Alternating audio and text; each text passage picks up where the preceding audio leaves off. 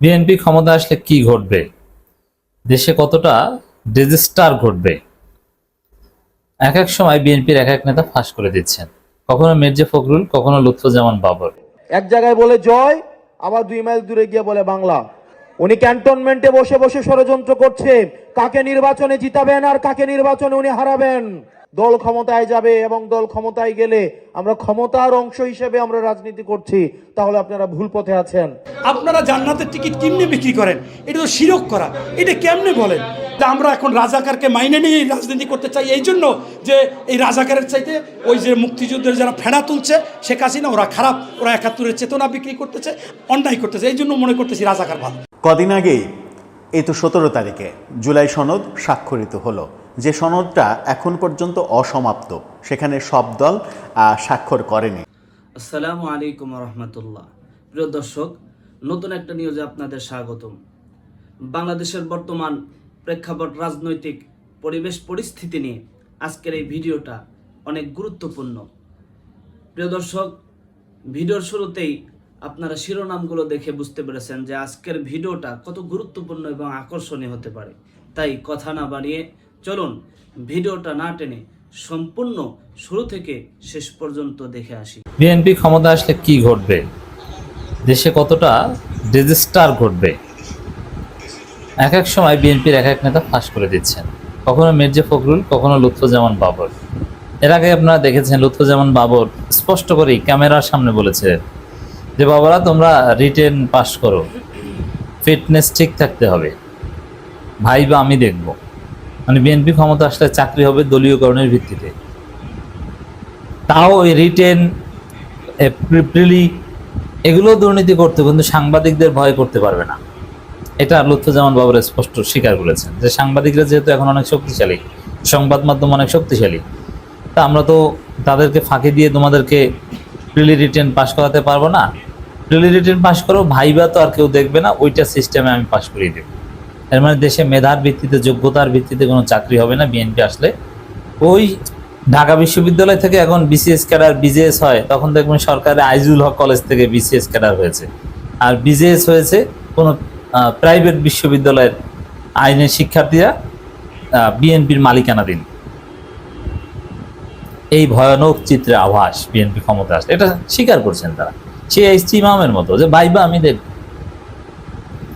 এখন মির্জা ফখরুল আবার আর একটা জিনিস পাশ করেছেন, তিনি বলছেন যে বিএনপি ক্ষমতায় গেলে রেইনবো নেশনস গড়বে। এটা বিভিন্ন গণমাধ্যম মির্জা ফখরুলের সেই বাংলাদেশের এথনিক মাইনরিটিদের একটা গোষ্ঠীর, আমি আসছি ডিটেলস, পোশাক পরে একটু রাজা রাজা ভাব, অন্যরকম দেখাচ্ছে মির্জা ফখরুলকে। এই শেষ বয়সে উপদেষ্টা ফজলুল কবির খানদের মতো একটু সুন্দর দাড়ি থাকলে, বা ডক্টর মঈন খান কিংবা ডক্টর খন্দকার মোশাররফের মতো দাড়ি থাকলে সুন্দর লাগে। মুসলমান হিসেবে অ্যাটলিস্ট শেষ বয়সে এরকম একটু সৌন্দর্য প্রত্যাশিত। আমরা নসিহত করছি, ফখরুল সাহেব একটু দাড়ি রাখেন, বয়স হয়েছে, আর কত শেভ করবেন। এটা ধর্মীয়ভাবে এটা আমরা আহ্বান জানাতে পারি। খন্দকার মোশাররফ স্যার দাড়ি রেখেছে, ডক্টর মঈন খান রেখেছে, ওইরকম একটু রাখেন না, সুন্দর দেখাবে আপনাকে। আর এখন কেমন কেমন যেন লাগছে। তো দর্শক, এই ফখরুল সাহেব বলছেন যে ক্ষমতা গেলে রেইনবো ন্যাশনাল গড়বে বিএনপি। সব গণমাধ্যম সুন্দরভাবে রিপোর্ট করেছে, আর সাধারণ মানুষ বুঝেই না যে এইটা আবার কি। রেইনবো ন্যাশনাল মনে হয় ভালো কিছু, অনেকে খুশিতে খুশি, কিন্তু আসলে এটা কি জানেন? এই রেইনবো ন্যাশনালস মানে দেশে সেম সেক্স ম্যারেজ, মানে পুরুষে পুরুষে বিবাহ, নারীতে নারীতে বিবাহ চালু করবে বিএনপি। আর তার আলামত কি দেখেন না? ওয়াজ মাহফিলে হামলা করে,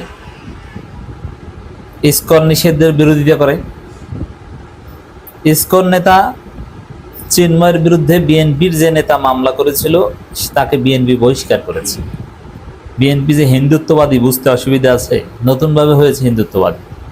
দারসুল কোরআনের প্রোগ্রামে হামলা করে কোনো মুসলমানের বাচ্চা, দারসুল কোরআনের উপর হামলা করছে বিএনপি। তাহলে বিএনপি কি, তারা কি করবে? ইসলাম, কোরআন, সুন্নাহ, এদেশের মানুষের অনুভূতি, আকীদা, এগুলোকে তারা শ্রদ্ধা করবে না। আওয়ামী লীগের চাইতেও জঘন্য হয়ে উঠবে। আওয়ামী লীগ তো হেফাজতের সাথে আপোষ করে চলত, অনেক হুজুরদেরকে ম্যানেজ করে চলত। কিন্তু বিএনপি তাও করবে না, তারা হুজুরদেরকে পিটাবে, হত্যা করবে। কোরআন ক্লাসের উপর কোরআন ক্লাস হওয়ার কারণে হামলা, এটা আওয়ামী লীগ কোনোদিন করেনি। আওয়ামী লীগ কোরআন ক্লাসকে জঙ্গিবাদী বৈঠক, গোপন নাশকতার বৈঠক ট্যাগ দিয়ে হামলা করেছে। আর বিএনপি কোরআন ক্লাসকে জঙ্গিবাদী বৈঠক কিংবা নাশকতার বৈঠক এগুলো বলছে না, সরাসরি কোরআন ক্লাস মনে করেই হামলা করেছে, কোরআন ক্লাস আখ্যায়িত করেই হামলা করেছে, দারসুল কোরআন আখ্যায়িত করে। এই বিএনপি যে পুরুষে পুরুষে বিবাহ, নারীতে নারীতে বিবাহ চালু করবে না, তার কোনো গ্যারান্টি নেই। এবং সেটা যে করবে তার আলামত আমরা দেখতে পাচ্ছি। এটা আমাদের জন্য জরুরি সতর্কবার্তা, আমরা জাতিকে সতর্ক করে দিচ্ছি। এই মির্জা ফখরুলদের বিরুদ্ধে, বিএনপির বিরুদ্ধে এখনই সোচ্চার। বিএনপির একটি দফার মধ্যেও কিন্তু এটা আছে, রেইনবো নেশনস। কিন্তু রেইনবো নেশনস অনেকে বুঝেন না যে রেইনবো নেশনস কি। আগে খবরটা একটু দেখি। মির্জা ফখরুল ইসলাম আলমগীর তিনি বলেন, বিএনপি ক্ষমতা গেলে সব জাতিগোষ্ঠীকে নিয়ে রেইনবো নেশনস গড়ে তুলব। ক্ষুদ্র জনগোষ্ঠী গারো সম্প্রদায়ের এক অনুষ্ঠানে একথা তিনি বলেন। মির্জা ফখরুল বলেন, আমাদের দলের ভারপ্রাপ্ত চেয়ারম্যান তারেক রহমান 2022 সালের যে 31 দফা ঘোষণা করেছেন, সেখানে তিনি খুব পরিষ্কার করে বলেছেন যে আমরা একটি রেইনবো নেশন তৈরি করব। অর্থাৎ যে নেশন সব সম্প্রদায়গুলো অন্তর্ভুক্ত হয়, সেখানে তারা তাদের অবদান রাখতে সক্ষম হবে। না, আসল কথাটা বলেন নাই। প্রথম কথা হচ্ছে যে মির্জা ফখরুলের যে ড্রেস বা এখানে যে রেইনবো রংধনু কি, এটা তো সবাই জানেন, এলজিবিটি তো বুঝেন সবাই। এই যে রংধনুর সাথে এই হোমোসেক্সুয়ালিটির সম্পর্ক আছে, প্রতীকে মিল আছে, নাম্বার ওয়ান। দ্বিতীয় হচ্ছে, আপনি যদি রেইনবো নেশন সব এটার এই থিওরির উৎপত্তি দেখেন, এটার বিকাশ দেখেন, এটা পপুলারাইজ করেন জেসমন্ড টুটু, দক্ষিণ আফ্রিকার একজন খ্রিস্টান ধর্মের নেতা। তারপরে নেলসন ম্যান্ডেলার মাধ্যমে এটা কায়েম হয়। এখানে বর্ণবাদ বিরোধী জাতীয় ঐক্য, বর্ণবাদ থাকবে না, বিভিন্ন জাতিগোষ্ঠী, যদিও এখানে কালার ব্লাইন্ড রাজনীতির অভিযোগ আছে, কিন্তু মৌলিক হচ্ছে সুন্দর কথা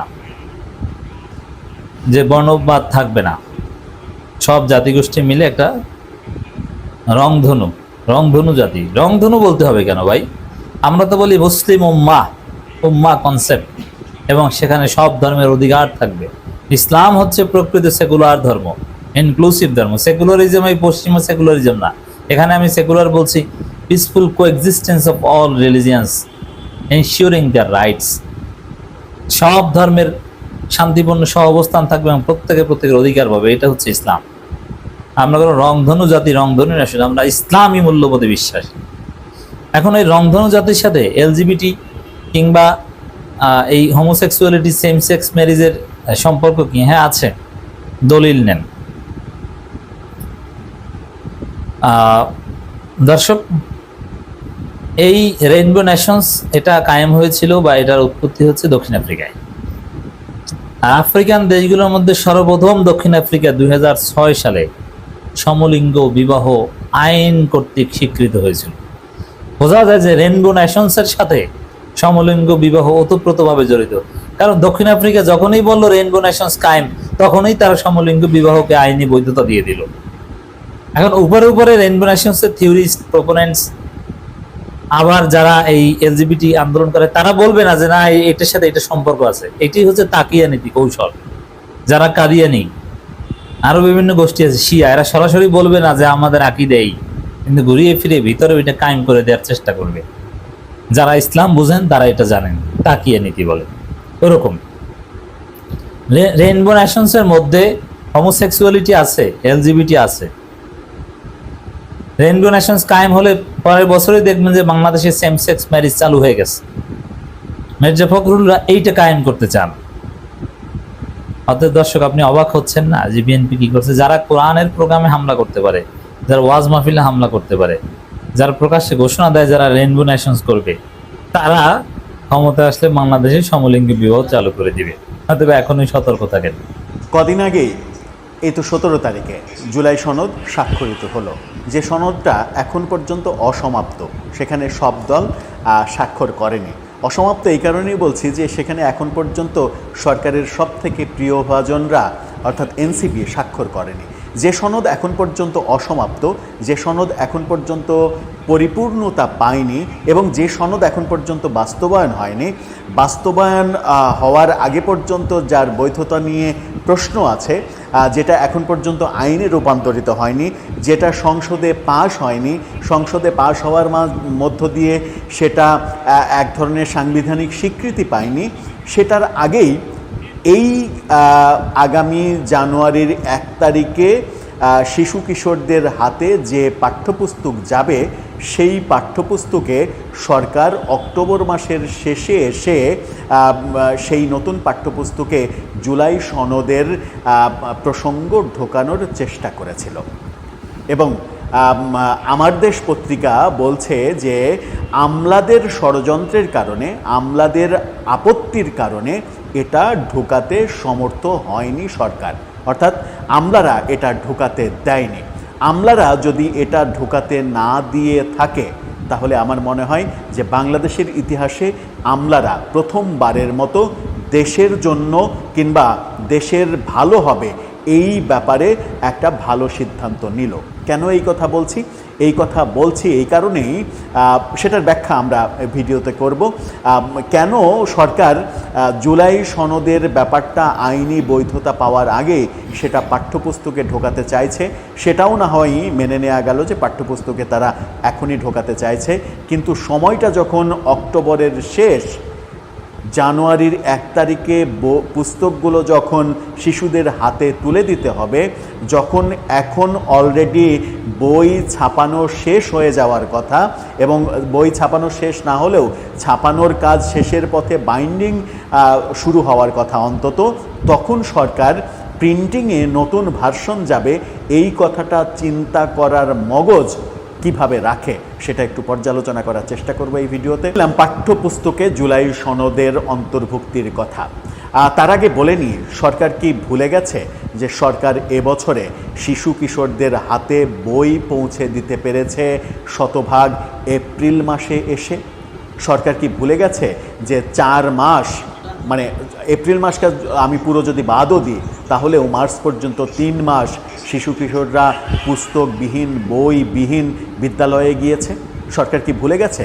সরকার কি ভুলে গেছে যে সাম্প্রতিক ইতিহাসে এবং বাংলাদেশের ইতিহাসেও প্রথম সম্ভবত যে শিশুদের হাতে পাঠ্যপুস্তক যেতে 4 মাস সময় লেগেছে?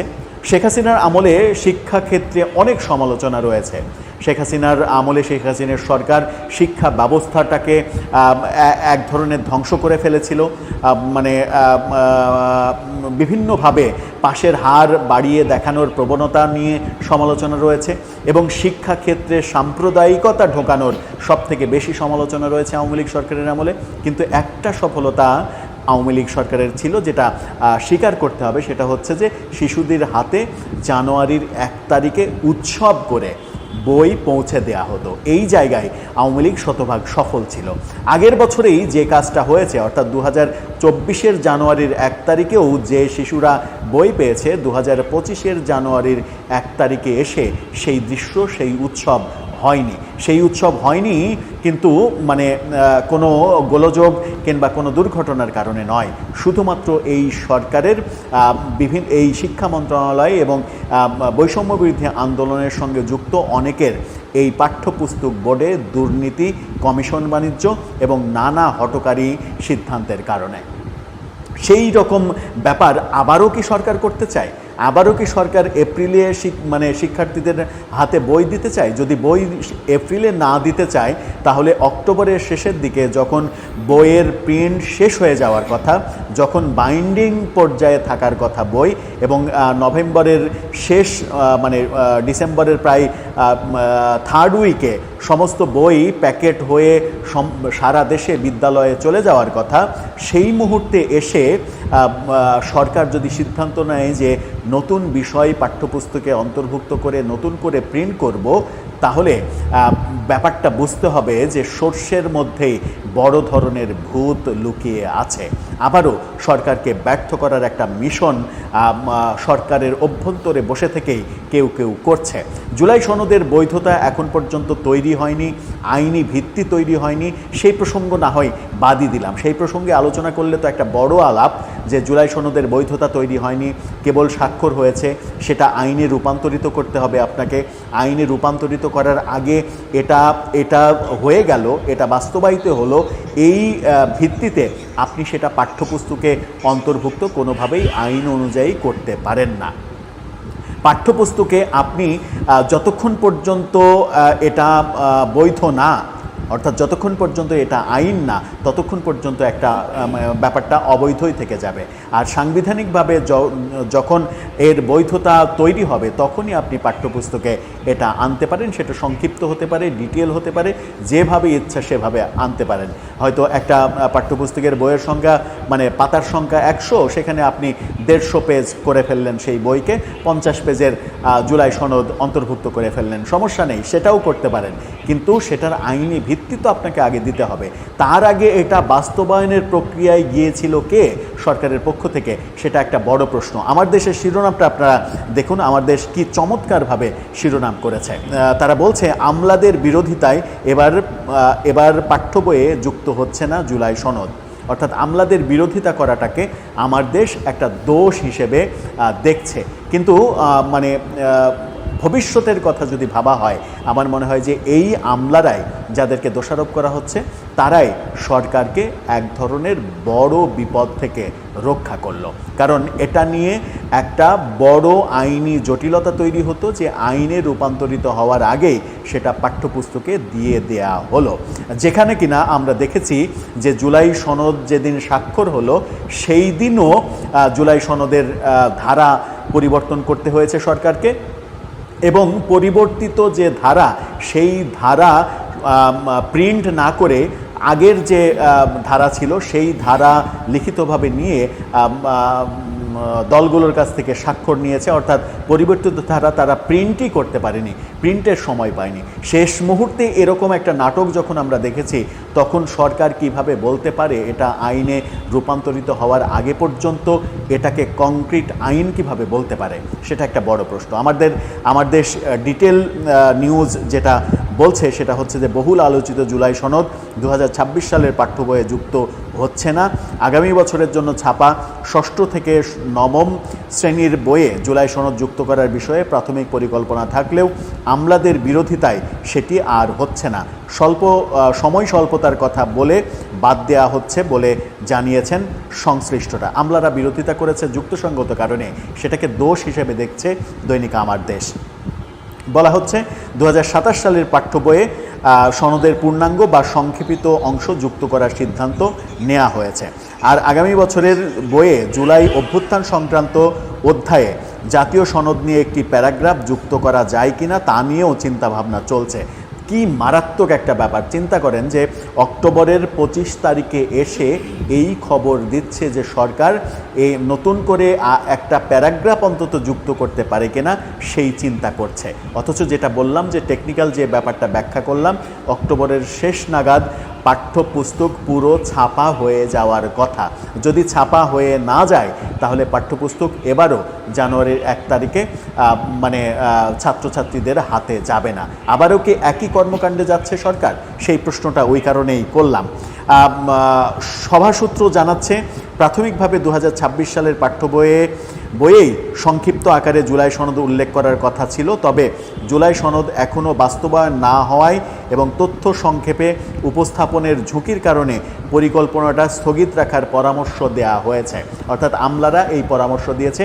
যে কথাটা এতক্ষণ পেঁচাল পারলাম আমি, যে আমলারা বিরোধিতা করেছে, এটার পেছনে শতভাগ আইনি যুক্তি রয়েছে। কারণ আমলারাই মূলত দেশ চালায়, তারা বোঝে কোনটা আইনের মধ্যে হবে, কোনটা বেআইনি হিসেবে ভবিষ্যতে এটার জন্য কাঠগড়ায় দাঁড়াতে হতে পারে। যে আমলাই সিদ্ধান্ত নেবেন, কারণ কোনো সিদ্ধান্তের ফাইলে মন্ত্রী সই করে না, সব সিদ্ধান্তের ফাইলে সংশ্লিষ্ট মন্ত্রণালয়ের সচিব সই করেন। আর সেই সচিবকেই কাঠগড়ায় দাঁড় হতে হবে যদি এই ধরনের বেআইনি কর্মকাণ্ড হয়। মানে শিক্ষা বিষয়ক জাতীয় উপদেষ্টা কমিটির একজন সদস্য, নাম ও পদবি প্রকাশ না করার শর্তে বলেছেন পাঠ্য বইয়ের চূড়ান্ত কাজ শেষ পর্যায়ে, এখন কেবল মুদ্রণের প্রস্তুতি চলছে। কেন অক্টোবরের শেষে এসে মুদ্রণের প্রস্তুতি কেন চলবে? অক্টোবরের শেষে এসে যদি আপনি মুদ্রণ শেষ করতে না পারেন, তাহলে আপনি এই বিশাল মানে ভেতরের পৃষ্ঠা যদি আপনি মুদ্রণ করে ফেলতে না পারেন, এরপরে প্রচ্ছদ ছাপানো আছে, এটার বাইন্ডিংস আছে, কাটিং আছে, প্যাকেটিং আছে, ডিস্ট্রিবিউশন আছে, বিশাল কর্মযজ্ঞ। এই বিশাল কর্মযজ্ঞ আপনি কিভাবে শেষ করবেন? সম্ভব জানুয়ারি 1 তারিখে বই দেওয়া? যদি আপনারা এখন বলেন যে এখনও প্রিন্টিংয়েই যায়নি, যে ঘটনাটা গতবার হয়েছিল সেই ঘটনাটা আবারও হতে যাচ্ছে। এরই মাঝে আমার মনে হয় যে আমলারা বরং সরকারকে মহা বিপদের হাত থেকে বাঁচিয়ে দিল। কিন্তু প্রশ্ন হচ্ছে সরকারের ভেতরে কারা এই মানে অনিয়মতান্ত্রিকভাবে কাজটা করতে চাচ্ছিলেন, যেটা আইনে রূপান্তরিত হওয়ার আগেই পাঠ্যপুস্তকে দেয়া হবে, এই সিদ্ধান্তটা কাদের ছিল? এই অতি উৎসাহী সিদ্ধান্তের পেছনে কোনো রাজনৈতিক দলের হাত ছিল না তো? দর্শক, প্রশ্নটা আপনাদের কাছেও থাকলো, জানিয়ে লিখতে পারেন আমাদের কমেন্ট।